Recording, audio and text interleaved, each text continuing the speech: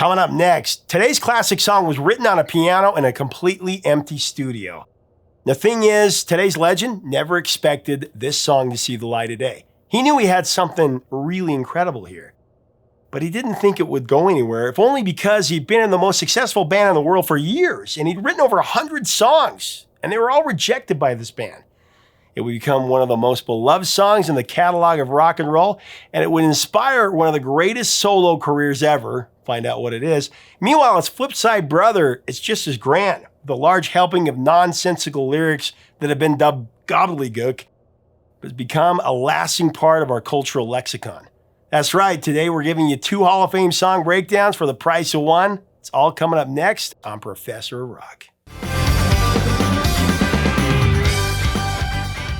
Hey music junkies, Professor of Rock, always here to celebrate the greatest artists and the greatest songs of all time. Now, if you remember buying 45s at your local store back in the day, you're going to dig this channel. Make sure that you subscribe below right now. Click the bell so you always get the daily rock and pop nostalgia just to take you back, all the way back. We also have a Patreon below. You'll want to check that out. You can become an honorary producer to help us curate more interviews, more videos, and you also get additional content. And if you watch the show, you got to get the t-shirt. Our merch is below. So it's time for another edition of our series, The New Standards. This is a show that takes an in-depth look into songs that rise above genre, decade, fads, songs that have become indisputable benchmarks in our culture and in our society. Previous episodes, we've covered Hotel California by the Eagles, Mrs. Robinson by Simon & Garfunkel, and Time After Time by Cyndi Lauper. But today, we're walking it all the way back to 1969, where we're going to break down another of the Beatles' great double A-sides. Abbey Road's 1-2 punch, Come Together, and Something. Come together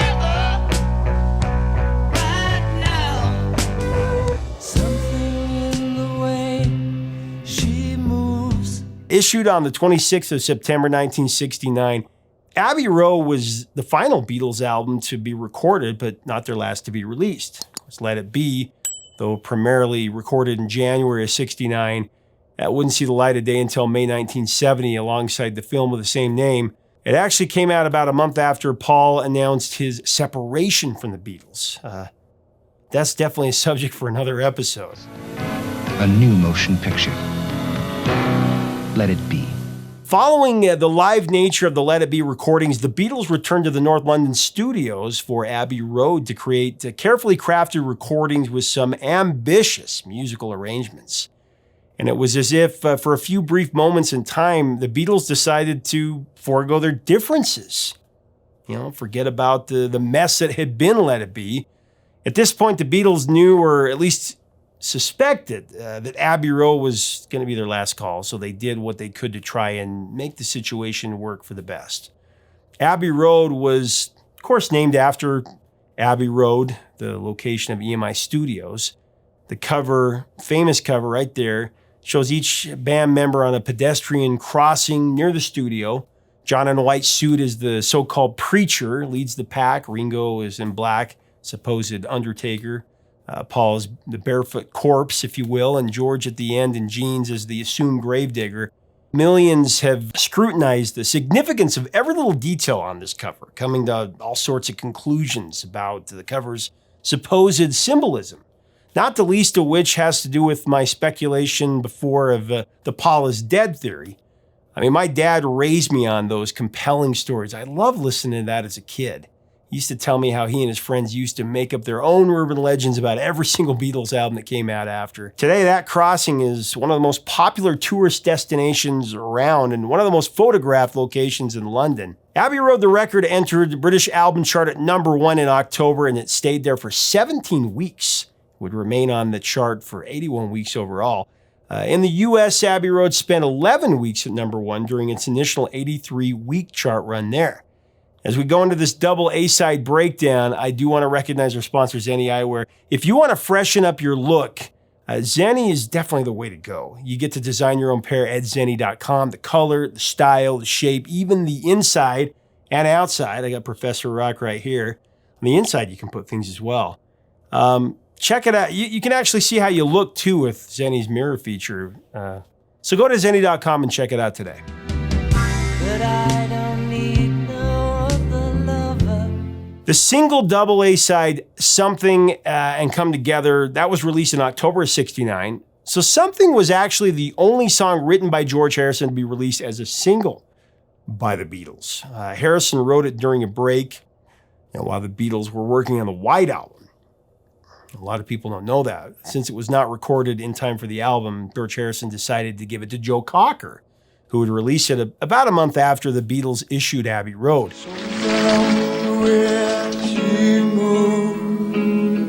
Seems the only reason it wasn't included on the White Album was because they'd already finished the track selection by that time. Harrison composed the title and first line after hearing James Taylor's Something in the Way She Moves. Well, it's something in the way she moves. Whether George Harrison consciously lifted the title and lyric from Taylor is a matter of debate, of course, but in the end, James Taylor did not mind. He was very flattered, he said, hugely flattered, I believe was what he said as he recounted it. What he said is, I had played this song for George and Paul as my audition, and I think it just sort of stuck in his mind, but he didn't realize that.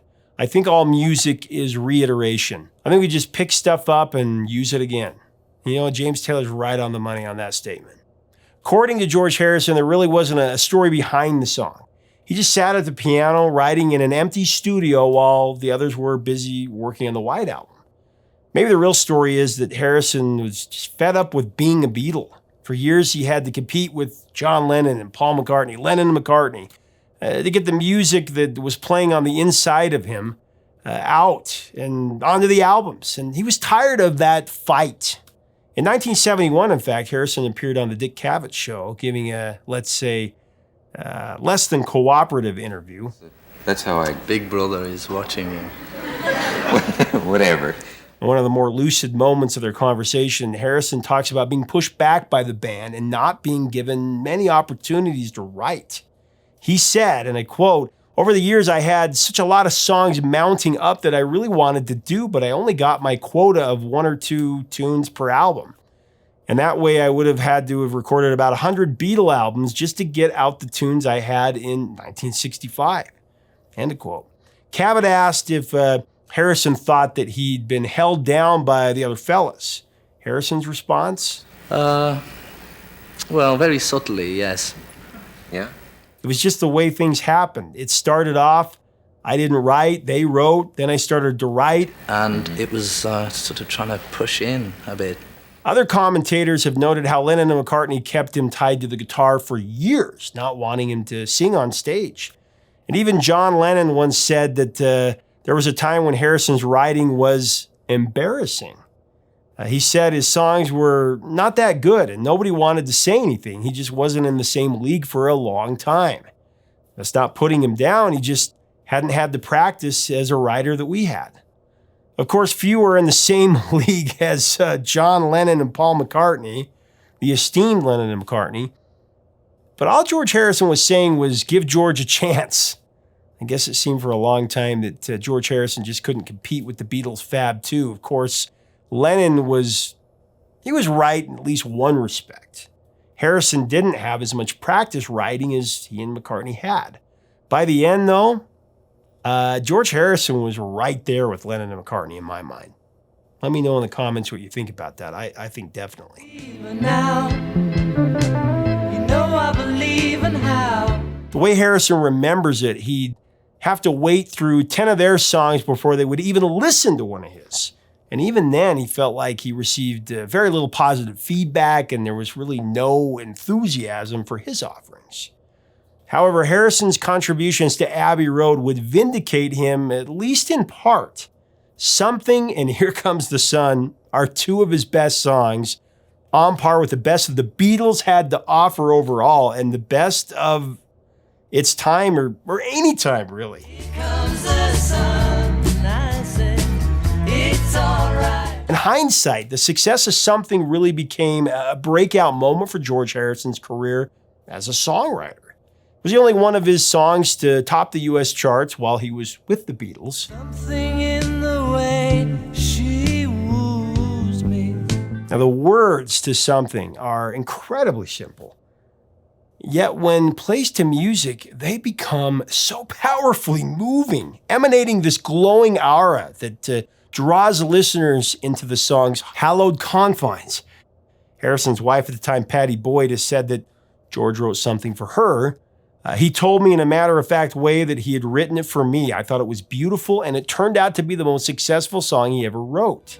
Somewhere in a smile, she knows. I mean, Frank Sinatra, who knows a thing or three or four about songs, called it the greatest love song in 50 years. It's one of the best love songs, I believe, to be written in 50 or 100 years. And it never says, I love you in the song, but it really is one of the finest. That's really something. Sorry, I had to do it. Initially, Harrison was in agreement. In 1969, he told BBC presenter David Wigg who the song was about. Maybe Patty, probably. But as the years passed and George and Patty separated, George's stance gradually shifted from affirmation to denial. In 1976, he said it was about universal love. When you love a woman, he said, it's the God in her that you see. By 96, Harrison said, everybody presumed I wrote that about Patty because of the promotional film accompanying the release of the Beatles recording. Now, you know I believe in how. Of course, the music video, you'll remember, had combined footage of each of the Beatles with his respective wife. You're asking me will my love grow? But Harrison denied that Patty was the song's subject. At times, he also claimed its original intent was as a devotion to Lord Krishna. This is because he was deep into his study of Krishna consciousness at that time. Whatever the case, I'm just grateful. We're grateful that he wrote it. So George Harrison had the first line, something in the way she moves. But he had trouble coming up with the second. Now, he briefly considered attracts me like a pomegranate before coming up with attracts me like no other lover. Attracts me like no other lover. I think that was a little bit better lyric. Commenting on his process, he said, I usually get the first few lines of lyrics and a melody both at once, and then I finish the melody usually first. And then I have to write the words. But for something, the words would not come easily. I could never think of the words for it, he said. So he relied on help from John and Paul to help get his ideas flowing. Style that shows me. Biographers, commentators, and Beatlemaniacs alike have shared their thoughts on the meaning of this song. Some believe it reflects a doubt in striving to attain a particular goal, while others have called it an unabashedly straightforward and sentimental love song. Many have wondered if there is true intent to this song, but George Harrison has always been cryptic about its meaning. Like I said, he's changed who it was about, what he thought it was about so many different times. Kind of left to each of us to take from it what we will.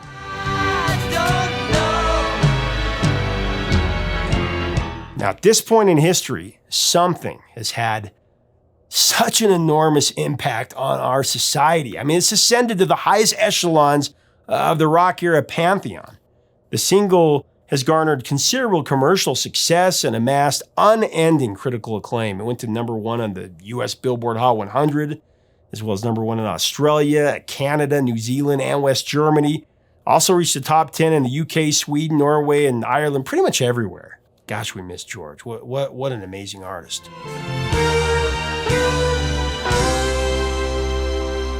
Come Together, the opening track on Abbey Road, is credited to both Lennon and McCartney, though it is primarily brainchild of Lennon, of course.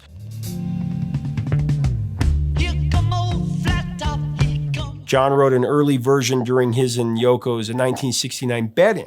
Timothy Leary, one of the leading public advocates for LSD, had paid them a visit and asked them for a favor. This time he was running against Ronald Reagan for governor of California, and he needed a campaign song. So Larry's slogan was "Come Together, Join the Party," a double entendre referencing politics and drug culture. So John picked up his guitar and began building on that phrase. Come together. Come together right now. Don't come tomorrow. Don't come alone. Come together right now. over me. Right now, over me. All that I can tell you is you gotta be free. One thing I can tell you is you got to be free. So after reworking, a few more versions, Lennon recorded a demo and he gave it to Larry. Larry sent the song to alternative radio stations, throughout California. In the meantime, unknown to him, John had returned to England and started recording another version with the Beatles. Production, he got walrus gumbo, he got. Back in the States, Larry got arrested for drug possession, and he was sent to prison. It was there that he first heard Abbey Road on the airwaves. Later, he would protest to John that the song belonged to him. Lennon gave Larry a shrewd analogy in reply. John compared himself to a tailor who had created a suit. Larry was his customer. He had placed an order but never returned to pick it up. John said he simply sold it to someone else. I love that. Classic John Lennon. I know you, you know me. Now, attempting to definitively decipher the lyrics that come together is an exercise that has no clear-cut conclusion. The words reflect Lennon's taste for the nonsensical. After creating a demo for Larry, John wrote the rest of the lyrics in the studio.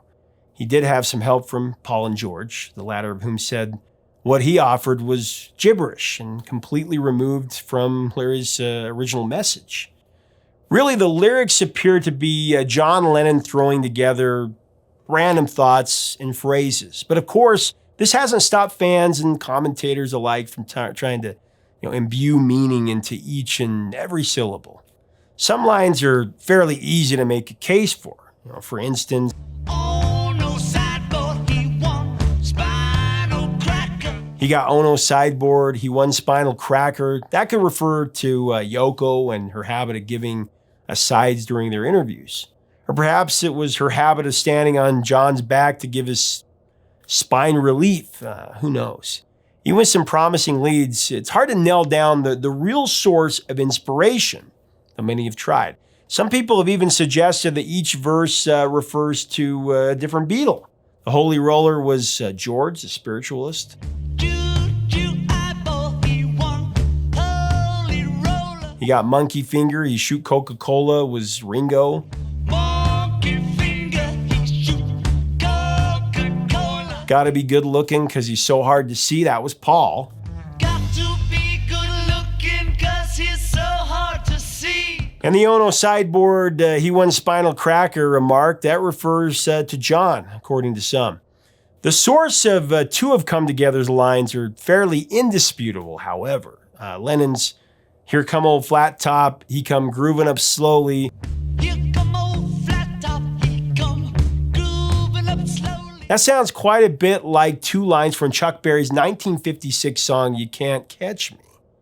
Berry saying, Here Come Old Flat Top, he was moving up with me.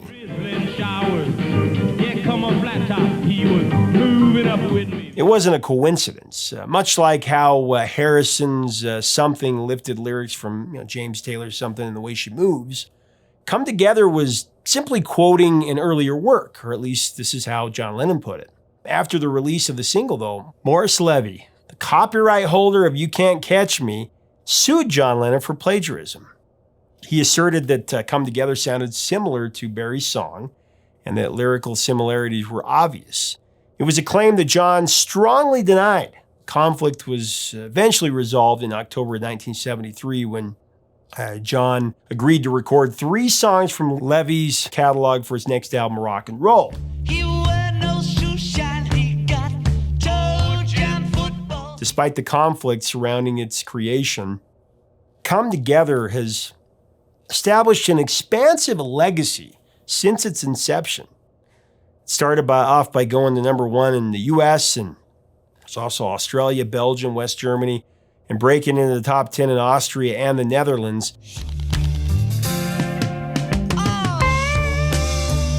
With the double A side of Something and Come Together, the Fab Four didn't need to top anyone. At that point, they could only top themselves, and they did that all the time, continuously. The Beatles, John, Paul, George, and Ringo, they're a miracle, a miracle. They're proof to me that God exists. And that quote has been attributed to a few people, including Rick Rubin and Sean Colvin, but I'm pretty sure that all of us can lay claim to that idea.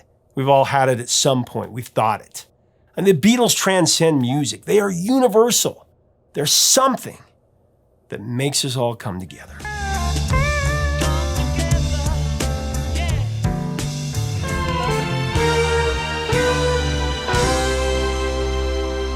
Leave us a comment about the Beatles and this double A-side pop culture phenomenon.